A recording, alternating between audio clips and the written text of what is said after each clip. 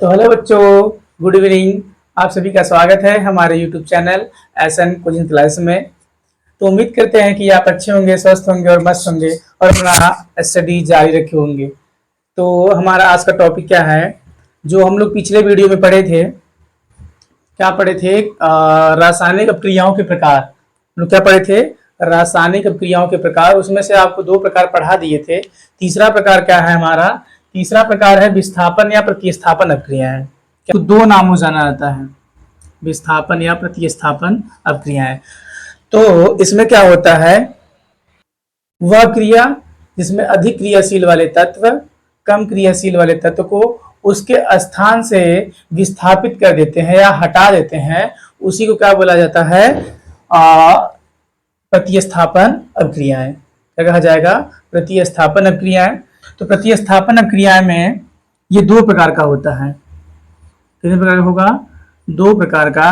पहला प्रकार है एकल विस्थापन, दूसरा है द्वि विस्थापन। पहला क्या है? एकल विस्थापन अपक्रिया। दूसरा क्या है? द्विविस्थापन अपक्रिया। एकल विस्थापन में एक ही तत्व दूसरे तत्व को हटाकर उसका स्थान ग्रहण कर लेगा। दूसरे में क्या होगा? दूसरे में एक दूसरे से अदला बदली करेंगे। ठीक है, एग्जाम्पल देखो इसका। एकल विस्थापन अपक्रिया के एग्जाम्पल क्या है? देखो, जैसे आयरन है, यह कॉपर सल्फेट के साथ अभिक्रिया कर रहा है। आयरन है जो कॉपर सल्फेट के साथ क्या कर रहा है? अभिक्रिया कर रहा है। तो यह क्या करेगा कि यह देखो अधिक क्रियाशील तत्व है और ये कैसा तत्व है? एक कम क्रियाशील तत्व है। आराम से देखते हैं ध्यान से कि ये कम क्रियाशील तत्व है और ये क्या है? अधिक क्रियाशील तत्व है। तो आप जानबे करते होंगे कि ज्यादा मजबूत आदमी, ज्यादा पावरफुल आदमी कम क्रियाशील या कम पावरफुल आदमी को सतावे करता है। तो क्या करेगा? ये ज्यादा पावरफुल है तो कम पावरफुल को क्या करेगा? लात मार के हटा देगा। तो लात मार के हटाने का मतलब ये हुआ कि यह इसका स्थान ग्रहण कर लेगा और इसको मार के बाहर निकाल देगा। तो यहाँ पे क्या हो जाएगा? कॉपर आ जाएगा, इसके स्थान पे बना लेगा कॉपर सल्फेट और यह क्या बन जाएगा? कॉपर बाहर। ठीक है, ये सॉलिड के रूप में प्राप्त हो जाएगा। तो इसमें एक ही तत्व को ये हटाया है, इसीलिए इसे क्या बोला जाता है? एकल विस्थापन अपक्रिया। क्या कहा जाएगा? एकल विस्थापन अपक्रिया। दूसरा एग्जांपल देख लो, जिंक है। जिंक कॉपर सल्फेट के साथ अपक्रिया कर रहा है। किसके साथ कर रहा है? जिंक भैया कॉपर सल्फेट के साथ अपक्रिया करेगा। फिर भी यहाँ पे कॉपर से यह अधिक है। क्या है? अधिक क्रियाशील है और ये कैसा है? कम क्रियाशील है। तो आप कैसे जानेंगे कि यह अधिक क्रियाशील है, कम क्रियाशील है? तो आपको इसके आगे की वीडियो में आपको बताया जाएगा सक्रियता श्रेणी। ठीक है, क्या बताया जाएगा? सक्रियता श्रेणी। तो आप सक्रियता श्रेणी में सीखेंगे कि जो हाइड्रोजन के ऊपर वाले तत्व होते हैं वो ज्यादा क्रियाशील होते हैं, जो हाइड्रोजन के नीचे वाले तत्व होते हैं वो कम क्रियाशील होते हैं। तो अभी फिलहाल में आप यही जानिए कि जिंक अधिक क्रियाशील तत्व है और कॉपर क्या है? कम क्रियाशील तत्व है। तो ये ज्यादा शक्तिशाली है और ये कम शक्तिशाली है। तो ज्यादा शक्तिशाली वाला कम शक्तिशाली वाले के स्थान पे कब्जा कर लेता है। तो ये क्या करेगा? इसके स्थान पे कब्जा कर लेगा, इसका मतलब इसका स्थान ग्रहण कर लेगा। तो क्या बनाएगा? Zinc sulphate. क्या बना लेगा? जिंक सल्फेट प्लस कौन बाहर चला गया भैया? कॉपर चले गए बाहर। ये कमजोर थे, इनको लात मार के भगा दिया गया है। ठीक, सबको समझ में आया? और एग्जांपल देख लो। दूसरा एग्जांपल और है कि Pb प्लस CuCl2। क्या है? Pb plus CuCl2।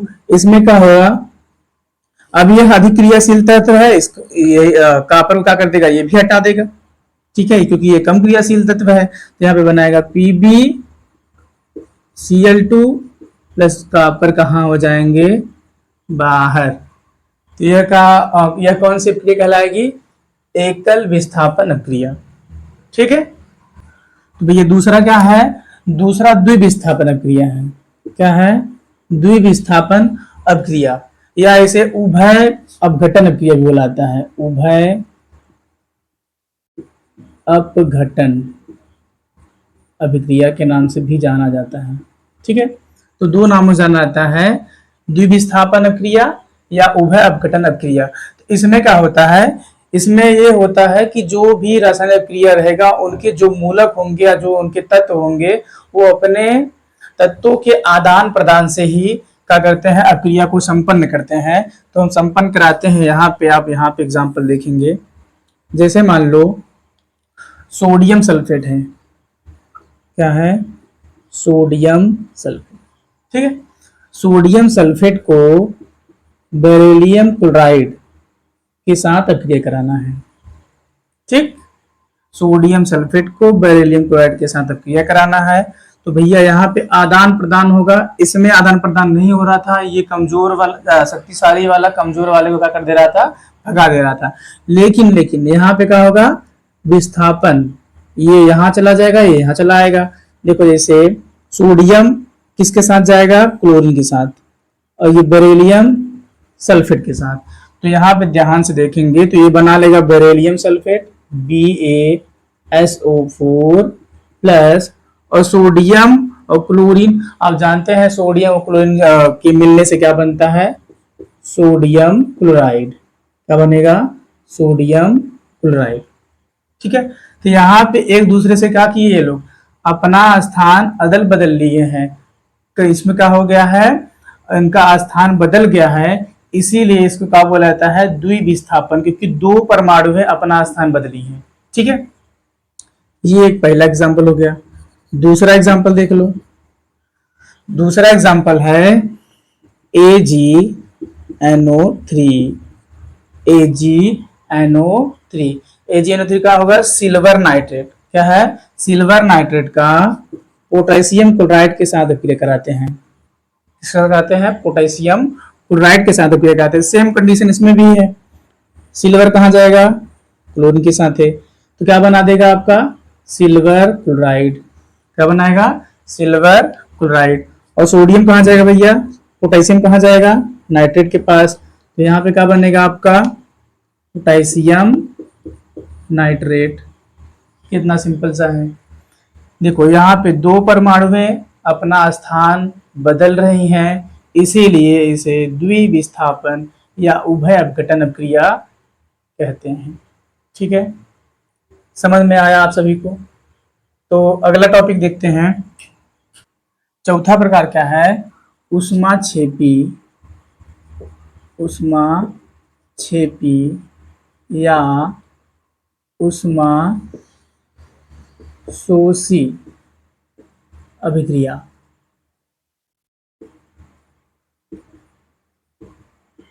ऊष्माक्षेपी या ऊष्माशोषी अभिक्रिया। तो इसमें हम लोग पहला लिखेंगे ऊष्माक्षेपी अभिक्रिया। ऊष्माक्षेपी अभिक्रिया,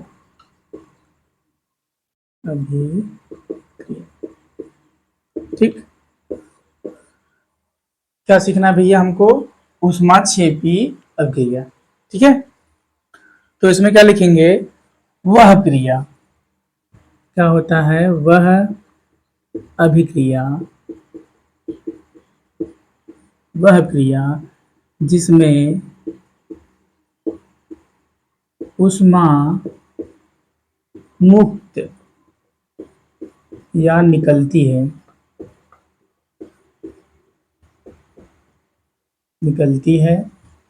क्या होती है, वह क्रिया जिसमें ऊष्मा मुक्त होती है या निकलती है, मुक्त होती है,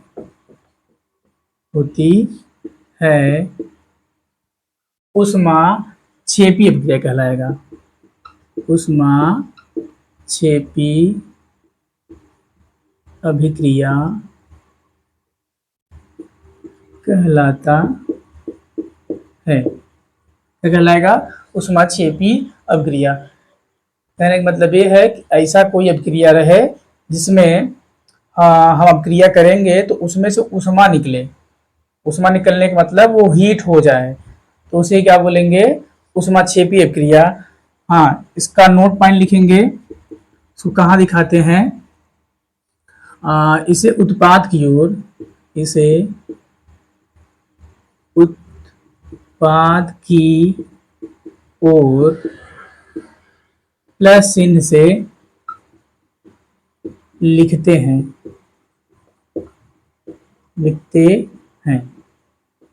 सिंपल सा आपको प्रैक्टिकल बताते हैं जो घर पे आप कर सकेंगे।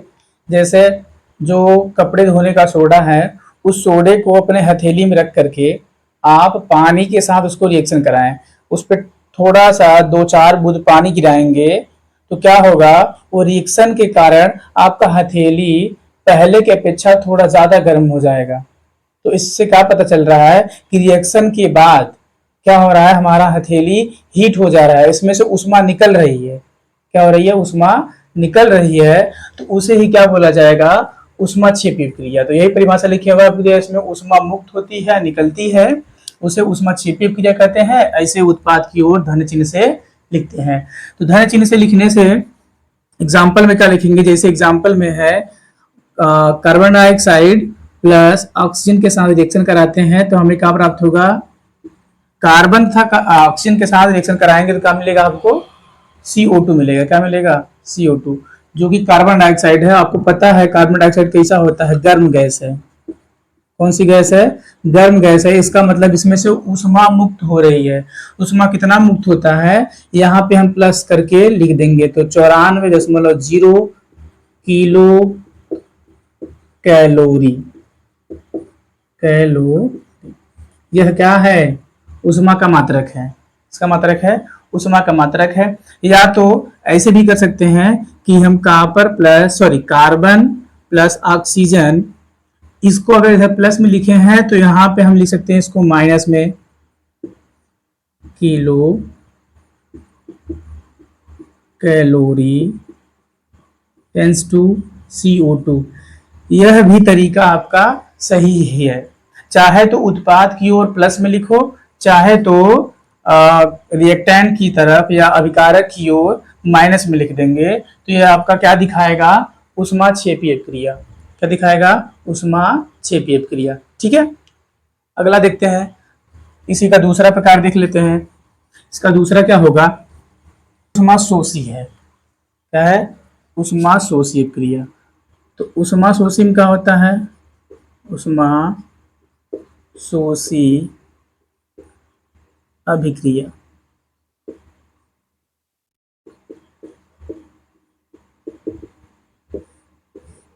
ऊष्माशोषी क्रिया क्या कहेंगे, वह क्रिया, अभिक्रिया जिसमें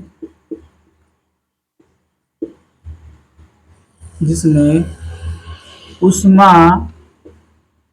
की आवश्यकता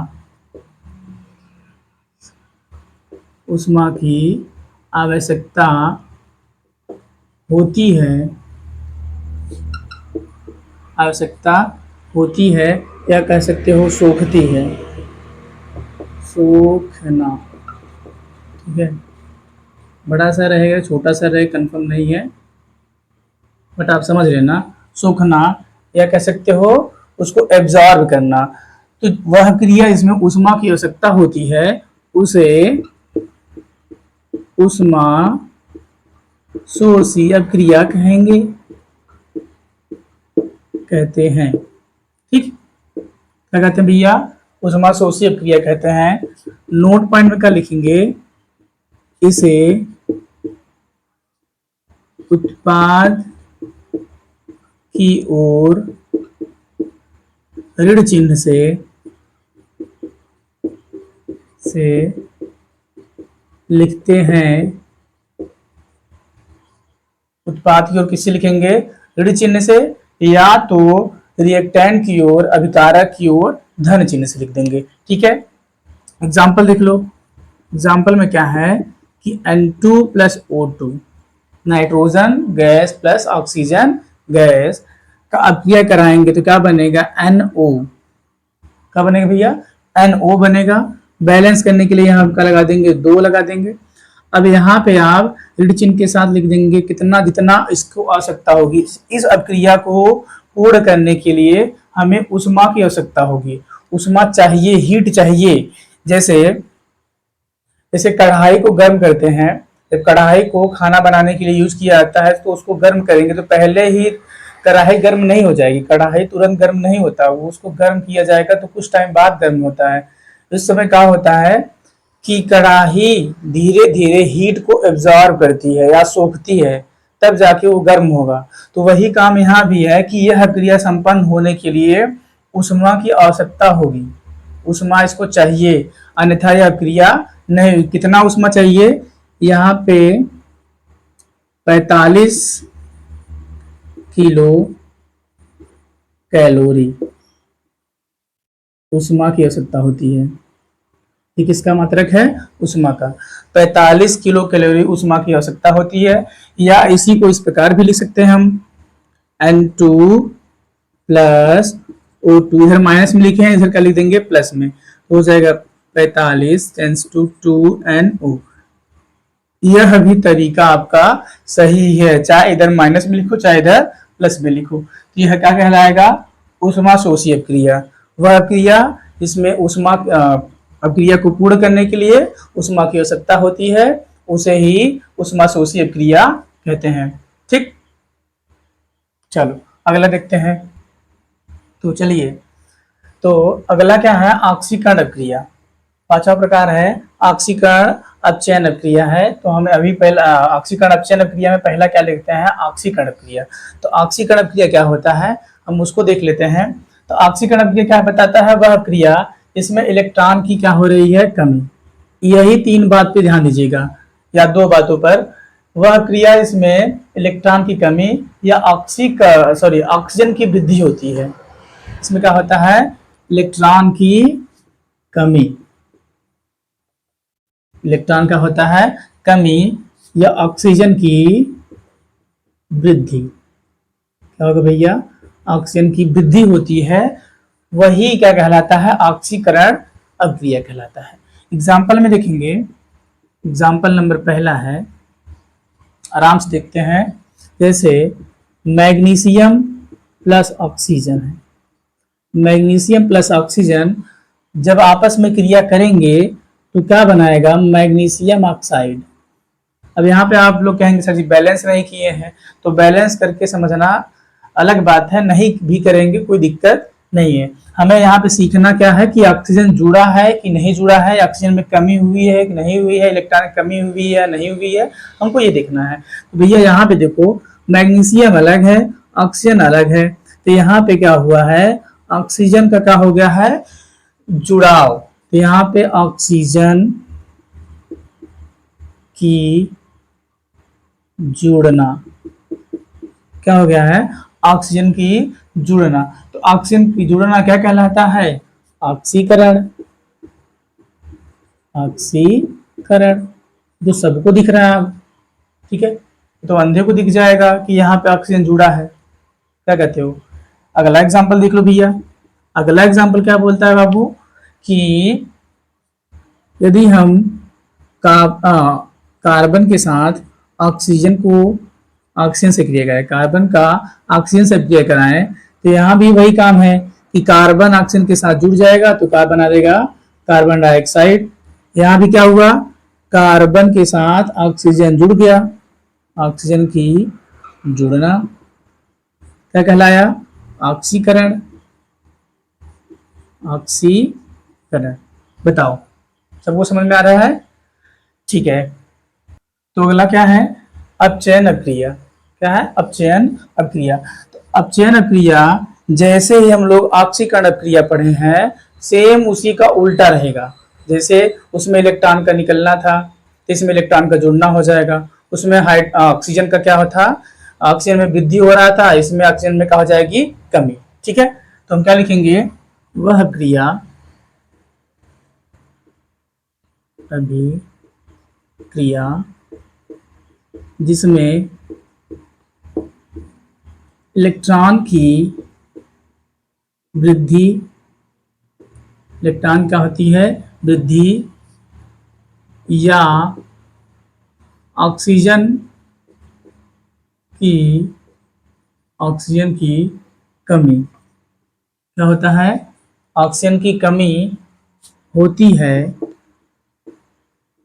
होती है, अपचयन अभिक्रिया कहलाता है, अपचयन अभिक्रिया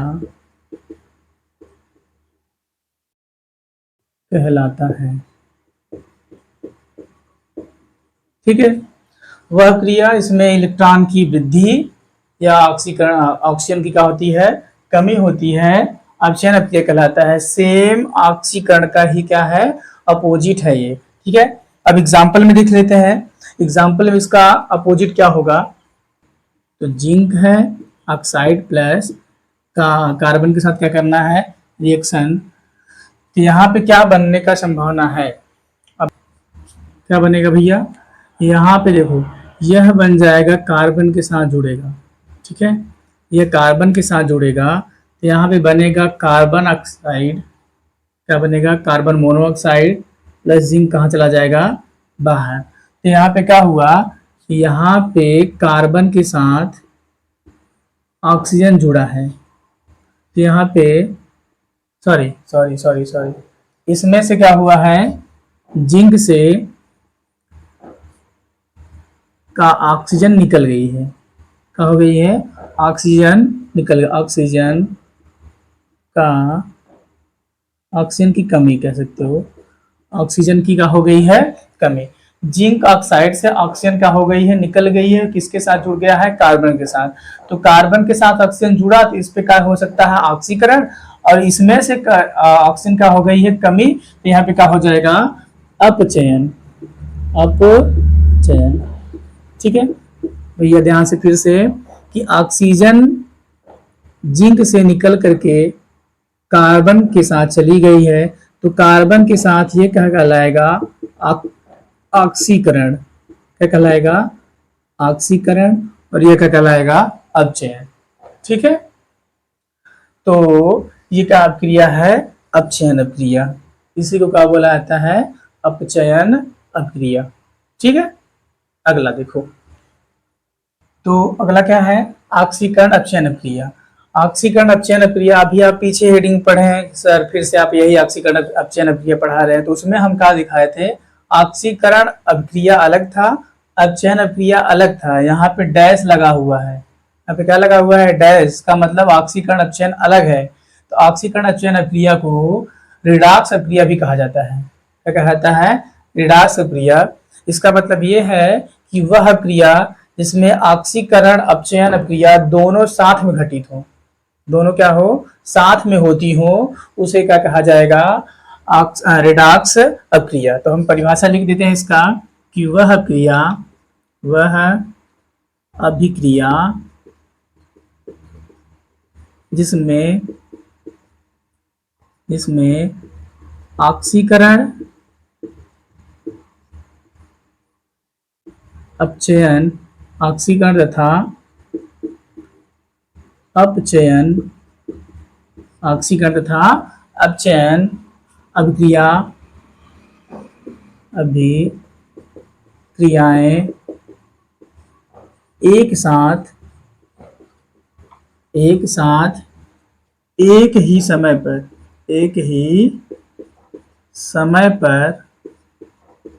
एक ही समय जरूर लिखना, ठीक है, एक ही समय पर घटित होती हैं, घटित होती हैं, उसे रिडॉक्स अभिक्रिया कहेंगे, रिडॉक्स अभिक्रिया कहते हैं। ठीक है, क्या कहा जाएगा, वह अभिक्रिया जिसमें ऑक्सीकरण या अपचयन अभिक्रिया साथ साथ में और एक ही समय पे घटित होती हैं, उसे क्या कहा जाता है, रिडॉक्स अभिक्रिया। जैसे एग्जांपल में देखो, एग्जांपल में यहाँ पे आपको हम समझाना चाहेंगे, जिंक और कॉपर सल्फेट के साथ, कॉपर सल्फेट के साथ यह अभिक्रिया करेगा, तो आपको हम बताए थे एकल विस्थापन अभिक्रिया में, यहाँ से यहाँ पे चला जाएगा, तो क्या बनेगा, जिंक सल्फेट प्लस क्या बना लेगा, कॉपर। तो आपको हम ऑक्सीकरण अपचयन पहचानने का सबसे आसान तरीका हम आपको सिखाने वाले हैं, ध्यान से देखिए। ठीक है, देखो जो तत्व है उसी के नीचे लिख दो। यहाँ पे जिंक है, यहाँ पे कॉपर है और कॉपर सॉरी सल्फेट है, यहाँ पे क्या है, जिंक है और SO4 है, यहाँ पे क्या है, केवल कॉपर है। इतना समझ में आया भैया? जो तत्व है उसी के नीचे हम ऐसे क्या कर दिए हैं, लिख दिए हैं।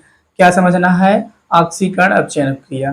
तो आपको हम बताएं इसमें से इलेक्ट्रॉन निकलता है वो क्या कहलाएगा, ऑक्सीकरण, और जिसमें इलेक्ट्रॉन जुड़ता है उसका क्या कहलाएगा, अपचयन। तो पहले इसको समझने से पहले ऑक्सीकरण अपचयन देखो। जैसे देखो सोडियम है, सोडियम से एक इलेक्ट्रॉन निकल जाएगा, ठीक है, इसके ऊपर क्या हुआ, यह ऑक्सीकरण हुआ है। क्या हुआ है, ऑक्सीकरण। इसके ऊपर क्या आ गया है, प्लस आ गया है। ठीक है, अगर क्लोरीन है, क्लोरीन के पास एक इलेक्ट्रॉन जुड़ गया है तो यहाँ पे क्लोरीन माइनस हो जाएगा, इसका क्या हो गया, अपचयन हो गया। क्या हो गया, अपचयन। ठीक है, उम्मीद करते हैं कि समझ में आ रहा होगा। तो अगर ये समझ में आएगा तो ये भी समझ में आने वाला है। ठीक, चलो तो मिटाते हैं। देखो इतना समझ में आया, जो भी तत्व है, जो भी यौगिक है, उसको हम क्या कर दिए हैं, नीचे लिख दिए हैं। अब उसकी संयुक्ता लिखिए। संयुक्ता कैसे पहचानेंगे, आप क्लास 9 की बुक में दिया होगा एक संयोजी तत्व, 2 संयोजी तत्व, 3 संयोजी तत्व। कृपया करके आप जा करके उस बुक से, क्लास 9 के बुक से आप उसको देख लेंगे। ऐसे कुछ चीजों का आप निकाल सकते हैं। सोडियम, सोडियम एक इलेक्ट्रॉन क्या देता है, तो उसकी संयुक्ता 1 होगी। ऑक्सीजन की आवश्यकता, ऑक्सीजन के पास 2 इलेक्ट्रॉन की आवश्यकता होती है, इसकी संयुक्ता क्या होगी, 2 होगी। लेकिन यहाँ पे SO4 की संयुक्ता आप नहीं समझ पाएंगे। ठीक है, तो आपको कुछ चीजों की संयुक्ताओं को रटना होगा समझने के लिए। तो यहाँ पे हम आपको समझाना चाहते हैं कि अभी इसी के ऊपर कुछ नहीं लगा है तो इसकी संयुक्ता क्या है, 0। अब देखो, जब ये विकर्ण संबंध हम क्लास 9 में पढ़े होंगे, विकर्ण संबंध, ऐसे विकर्ण संबंध के बारे में पढ़े होंगे, जिस प्लस आयन की संयुक्ता यहाँ पे लिखा आता है, ऋण आयन की संयुक्ता यहाँ लिखा आता है, और दोनों का हम क्या करते हैं, एक साथ में लिखते हैं। तो वैसे ये भी बना होगा। जैसे देखो समझाने की कोशिश करते हैं। जैसे कॉपर सल्फेट है, कॉपर की संयुक्ता का होता है 2+ होता है, और SO4 की संयुक्ता होती है 2-। तो विकर्ण संबंध क्लास 9 में है। आप बच्चे लोग ध्यान से जा करके पढ़ लीजिएगा, नहीं तो 10 का समझ में आने वाला नहीं। अगर अच्छे समझना है तो आपको इसको क्लास 9 में समझना ही होगा। ठीक है, संयुक्ता क्या होता है आप जानिए। अब देखो इसकी संयुक्ता सेम है, यदि सेम नहीं होता तो हम उसके अगल बगल में कोष्टक लगा के लिख देते, लेकिन संयुक्ता सेम है इसलिए क्या हो जाएगा, कट जाएगा, तो केवल लिखा जाएगा कॉपर सल्फेट। का लिखा जाएगा कॉपर सल्फेट, जो कि यहाँ पे लिखा गया है।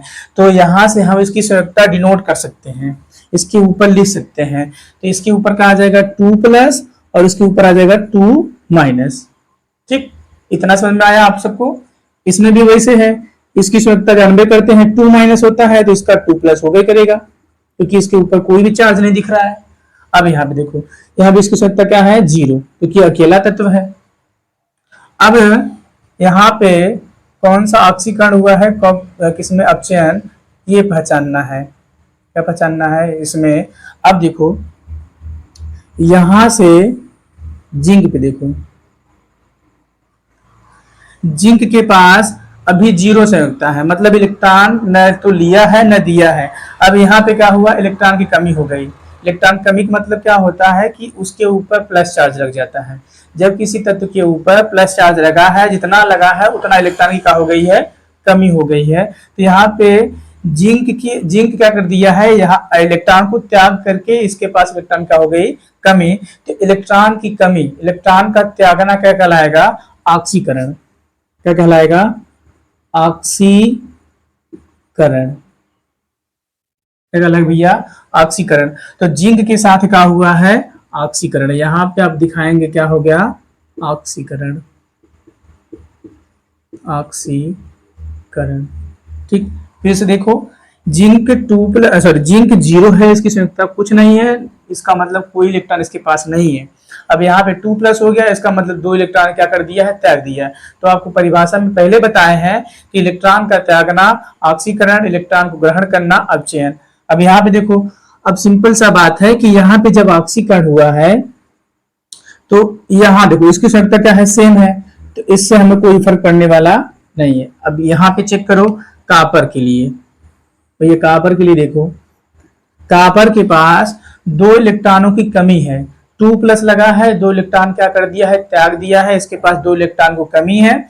अब यहाँ पे इलेक्ट्रॉन की पूर्ति हो गई, इसके पास 0 संख्या है, इसका मतलब क्या हुआ कि यहाँ पे अपचयन हुआ। अपचयन क्या हुआ भैया, अपचयन हुआ है। ठीक है,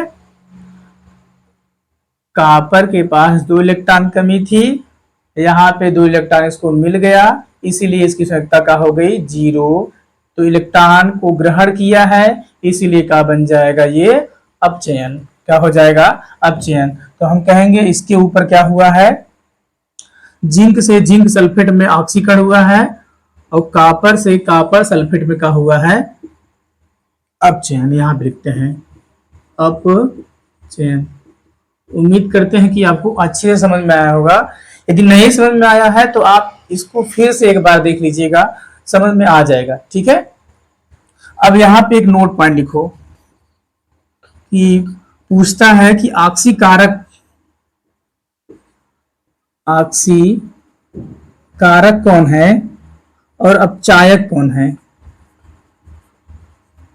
अपचायक कौन है, इस रिएक्शन में ऑक्सीकारक कौन है और अपचायक कौन है। बड़ा सिंपल सा है, बट आपको समझना पड़ेगा ध्यान से। इसका ऑक्सीकरण होगा वो अपचायक कहलाएगा, उसका उल्टा ही है, जिसका ऑक्सीकरण होगा वो अपचायक कहलाएगा, और जिसका अपचयन होगा वो ऑक्सीकारक कहलाएगा। तो अपचयन यहाँ पे किसका हुआ है, अपचयन हुआ है कॉपर का, तो कॉपर का कहलाएगा ऑक्सीकारक। कॉपर का कहलाएगा ऑक्सीकारक। क्या कहलाएगा भैया, ऑक्सीकारक। लिखने का तरीका देख लो, कॉपर 2 इलेक्ट्रॉन ले लिया है, का बना दिया है कॉपर 0। ठीक है, दूसरा अपचायक कौन है, जो क्या बताया, जिसका क्या है, अपचयन हुआ है वो ऑक्सीकारक है, उल्टा ही है, और जिसका ऑक्सीकरण हुआ है वो अपचायक होगा। जिसका ऑक्सीकरण हुआ है वो अपचायक होगा। तो ऑक्सीकरण किसका हुआ है, ऑक्सीकरण जिंक का। तो जिंक पहले क्या था, जिंक की संख्या 0 है। अब ये क्या करेगा, 1 इलेक्ट्रॉन को त्याग देगा, सॉरी 2 इलेक्ट्रॉन को त्याग देगा। 2 इलेक्ट्रॉन को त्याग दिया तो क्या बना देगा, जिंक 2 प्लस।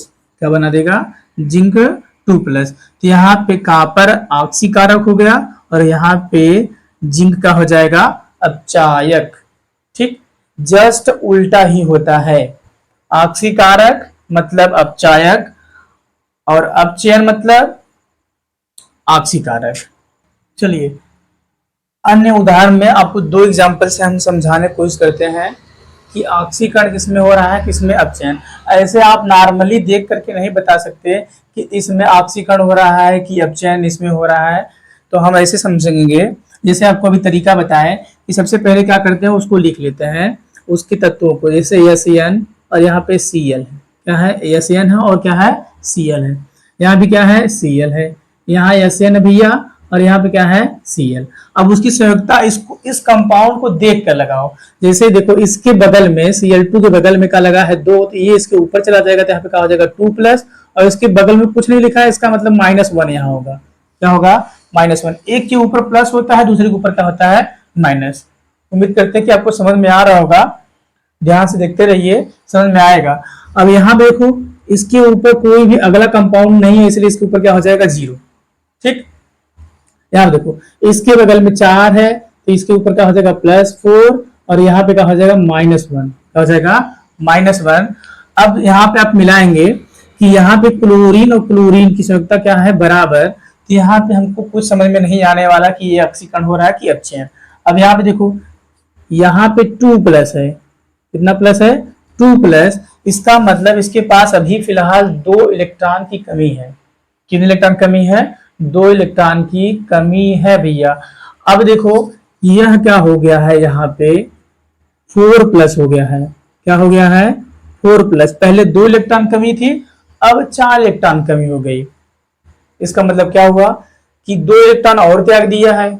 और इलेक्ट्रॉन का त्याग, इलेक्ट्रॉन का त्यागना क्या बताए थे आपको, ऑक्सीकरण।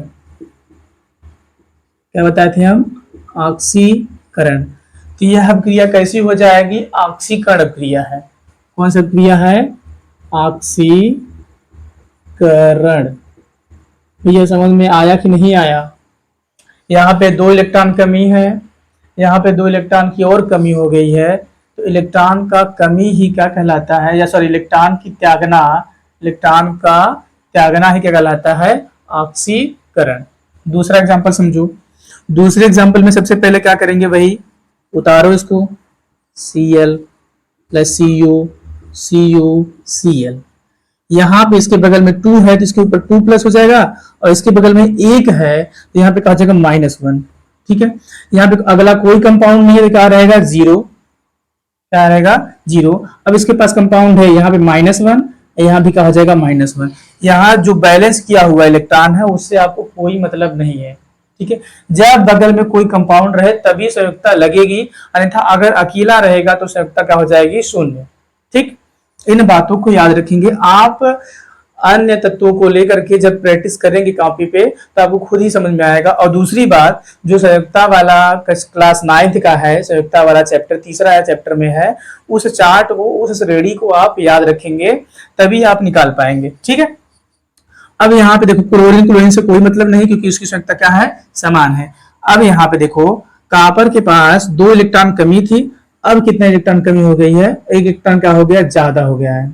कमी कहाँ हुआ, यहाँ पे 2 इलेक्ट्रॉन कमी थी, यहाँ पे -1 लगा है। इलेक्ट्रॉन किसी तत्व के ऊपर प्लस लगा है, इसका मतलब इलेक्ट्रॉन त्यागा है, इलेक्ट्रॉन की कमी है। अब यहाँ पे माइनस लगा है, इसका मतलब क्या हुआ, इसके पास इलेक्ट्रॉन अधिकता हो गई है, 1 इलेक्ट्रॉन का हो गया, अधिक हो गया। ये क्या किया है, इलेक्ट्रॉन को ग्रहण किया है, इलेक्ट्रॉन को ग्रहण। इलेक्ट्रॉन का ग्रहण क्या कहलाता है भैया, इलेक्ट्रॉन का ग्रहण अपचयन कहलाता है। क्या कहलाएगा, अपचयन। तो यह क्रिया कौन सी क्रिया हो गई, अपचयन अभिक्रिया।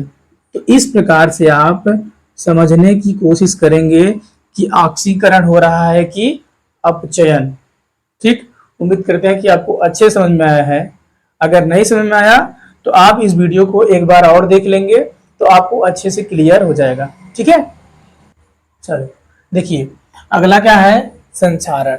अगला हमारा हेडिंग है संक्षारण। तो संक्षारण क्या होता है कि जिसमें कोई भी धातु है या वह प्रक्रिया जिसमें धातुएं वायु या नमी के संपर्क में आने पर नष्ट होने लगती हैं, धीरे धीरे क्या होती हैं, नष्ट होने लगती हैं, उसी को क्या कहलाता है, संक्षारण। वही क्या कहलाता है, संक्षारण। जैसे आप लोगों ने देखा होगा कि लोहे के धीरे धीरे क्या होता है, लोहे में जंग लग जाता है और धीरे धीरे लोहा कमजोर हो जाएगा। तो जैसे दीवार गिर सकती है या जो बड़ी बड़ी मकाने हैं या बिल्डिंगें हैं वो क्या होती हैं, धराशायी हो जाती हैं। इसी कारण लोहे पर क्या होती है, जंग लगने के कारण। तो जंग कैसे लगता है, क्या है ये, आयरन है। आयरन ऑक्सीजन और जल के संपर्क में क्या करेगा, आयरन ऑक्सीजन और क्या करेगा, जल के संपर्क में। यहाँ X लिखा है कि जल का कितना भी भाग हो सकता है, 2 भाग, 3 भाग, 4 भाग, वो तो बैलेंस के ऊपर डिपेंड करेगा। तो ऑक्सीजन और हाइड्रोजन के संपर्क में ये आयरन क्या करता है, जब अभिक्रिया करता है तो भूरा रंग का एक पदार्थ बना लेता है जिसे क्या बोला जाता है, जंग बोला जाता है। इसका फार्मूला क्या होगा, Fe2O3 XH2O। XH2O मतलब 10H2O हो सकता है, 9H2O हो सकता है, 8H2O हो सकता है, वहां पे आप कुछ भी फिलअप कर सकते हैं। ठीक है, इसके हिसाब से। ठीक, तो ये आप जंग का फार्मूला क्या बोलेंगे, Fe2O3। क्या बोला जाएगा, Fe2O3। दूसरा क्या है, चांदी का काला हो जाना। चांदी क्या हो जाना, काला हो जाना। तो चांदी का, सिल्वर का हाइड्रोजन सल्फाइड के साथ अभिक्रिया कराएंगे तो क्या बनेगा, काला रंग का एक पदार्थ बनेगा और हाइड्रोजन का हो जाएगी, मुक्त हो जाएगी। यही उसके ऊपर एक परत बना लेता है जिसे क्या बोलेंगे, काला। चांदी का क्या बोला जाएगा, काला होना। ये भी चांदी का एक जंग ही कहलाएगा। चांदी के ऊपर काले रंग का जंग लगता है। दूसरा क्या है, तांबे की सतह पर क्या बोला है, सॉरी, तांबे की सतह का हरा होना। तो आप लोग तांबे के लोटे में गांव में बताते हैं कि तांबे के लोटे में आपको पानी पीना चाहिए ताकि आपका पेट सही रहे या ज्यादा फायदेमंद होता है। तो उसके लिए कहा है कि तांबे में अगर पानी रखेंगे ज्यादा टाइम तक या क्या कहते हैं उसमें नमी रहेगी तो कैसा हो जाएगा, हरा हो जाता है। तो वही उसमें जो काई लग जाती है वही क्या कहलाता है, उसका जंग कहलाता है। तो इसमें कॉपर है, ऑक्सीजन है, हाइड्रोजन है और कार्बन डाइऑक्साइड है। इन चारों के संपर्क में जैसे ही आएगा तो बेसिक कॉपर कार्बोनेट बनाएगा, जो कि एक हरी परत है जो काई बोला जाता है, उस तांबे में लगेगा। घास वाला मत समझिएगा जो तालाबों में लगता है, वो लोटे में लगता है। जो तांबे का लोटा होगा उसमें के लिए जो हरा रंग का परत बनेगा उसी को बोला जाए, वही क्या बोला जाएगा, तांबे के ऊपर क्या लगा हुआ है, जंग लगा हुआ है। तो यही प्रक्रिया क्या कहलाता है, हमारा संक्षारण। संक्षारण में क्या होता है, धातुएं धीरे धीरे नष्ट हो जाती हैं, इसी प्रक्रिया को संक्षारण कहते हैं। ठीक है, चलिए अगला देखते हैं संक्षारण को कम करने के उपाय। तो संक्षारण के कम करने के उपाय में सबसे पहले क्या करेंगे कि धातुओं का, सॉरी, जो धातुएं होंगी उनका हम मिश्र धातु बना देंगे। क्या बना देंगे, मिश्र धातु। तो मिश्र धातुओं के निर्माण से क्या लिखेंगे, पहला है कि इसका रोकथाम कैसे होगा, जंग कैसे कम किया जाए, जंग कैसे कम लगे धातुओं के ऊपर। तो सबसे पहले क्या है, मिश्र धातुओं के निर्माण में। मिश्र धातु क्या होता है, इसमें दो या दो से अधिक तत्व को आपस में मिलाने पर जो तत्व बनेगा, जो पदार्थ बनता है उसी का बोला जाता है मिश्र धातु। ठीक है, दूसरा क्या करेंगे कि धातुओं के ऊपर ग्रीस या पेंट लगा करके इसे रोका जाएगा। जो धातुएं हैं उनके ऊपर पेंट लगा दो या ग्रीस लगा दो। ठीक है, तो उससे क्या होगा कि आपका जंग कम रहेगा। दूसरा क्या है कि धातु को जिंक के विलयन में डुबा देने पर क्या करेंगे, धातु को जिंक के विलयन में डुबा देने पर उसके ऊपर परत जम जाएगी। क्या बन जाएगी, परत। ठीक है, परत, गड़बड़ लिख रहे हैं क्या, परत या लेप चढ़ जाएगा कह सकते हो। धातु के ऊपर, लोहे के ऊपर क्या बन जाएगी, एक परत बन जाएगी। किसकी बन जाएगी, जिंक की। तो उसमें मूर्छा कम लगेगा। मूर्छा कहने का मतलब क्या है, जंग। गांव भाषा में हम लोग क्या बोलते हैं, मूर्छा बोलते हैं। ठीक है, तो मूर्छा को कम करने के लिए धातु को हम क्या करेंगे, जिंक के विलयन में डुबा देंगे। जब डुबाएंगे तो उसके ऊपर क्या बन जाएगा, एक लेप लग जाएगा जिंक का, जिसको क्या बोला जाता है, परत। जिससे क्या होगा कि अंदर वायु या नमी प्रवेश नहीं करेगा और क्या होगी, ये इस पे जंग नहीं लगेगा। ठीक है, तो चलिए अगला हेडिंग क्या देखते हैं, विकृत गंधिका। कक्षा 10 के केमिस्ट्री के पहले चैप्टर में सबसे लास्ट हेडिंग है विकृत गंधिका, और इसी के पढ़ने के बाद हमारा कक्षा 10 का चैप्टर क्या हो जाएगा, समाप्त। पहला चैप्टर, ठीक है, केमिस्ट्री का पहला चैप्टर समाप्त हो, पूरा चैप्टर नहीं समाप्त हो जाएगा।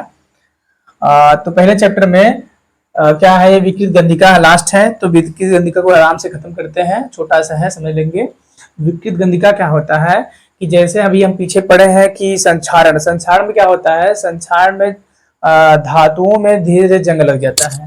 तो धातुएं क्या हो जाती हैं, खराब हो जाती हैं, नष्ट हो जाती हैं। वैसे ही भोज्य पदार्थों पर या कह सकते हो खाने पीने के सामान में जो फफूंदी लग जाती है या जंग लग जाती है, उसी को क्या बोला जाता है, विकृत गंधिका।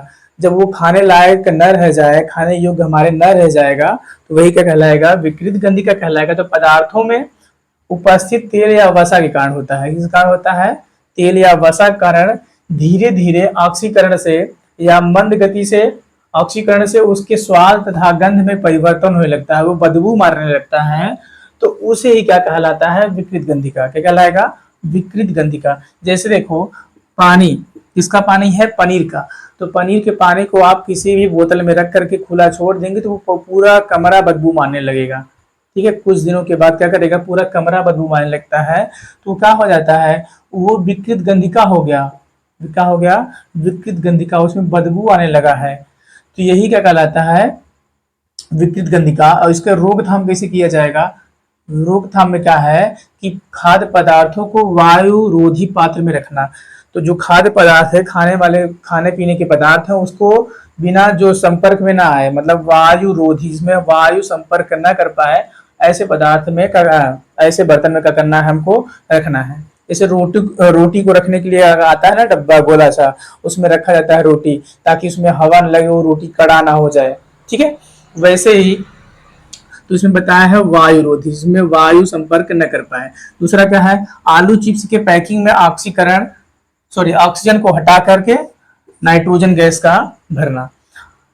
आप जानते हैं कि जैसे ही आलू चिप्स में ऑक्सीजन संपर्क करेगा तो आलू का हो जाएगा, सड़ना चालू कर देगा, आलू में धीरे धीरे फफूंदी लग जाएगी। इसीलिए आलू चिप्स का जब पैकिंग किया जाता है तो ऑक्सीजन को हटा करके कौन सा गैस भरा जाएगा, नाइट्रोजन गैस भरा जाता है, ताकि आलू चिप्स लंबे समय तक दुकान पे आपका क्या रहे, खराब ना हो।